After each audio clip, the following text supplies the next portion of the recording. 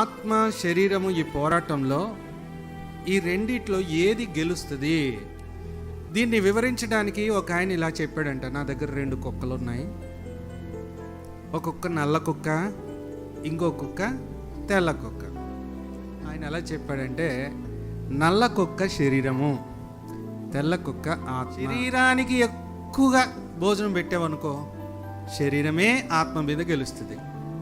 కానీ ఆత్మకు ఎక్కువ భోజనం పెట్టావనుకో ఆత్మయే గెలుస్తుంది, శరీరము ఓడిపోతుంది. ఏది నల్ల కుక్క గెలుస్తుందా తెల్ల కుక్క గెలుస్తుందా? తెల్ల కుక్క రోజు గెలవాలి అని నీవు అనుకుంటే గనక ఆ తెల్ల కుక్కకు ఆధ్యాత్మికమైన బలము చేకూర్చడానికి నీవు ప్రతిదినం దేవుని యొక్క సన్నిధిని కోరుకోవాలా, ప్రార్థన కోరుకోవాలా, వాక్యం కోరుకోవాలా, దేవుని సన్నిధిలో నువ్వు ఉండాలా, సహవాసాన్ని కోరుకోవాలి.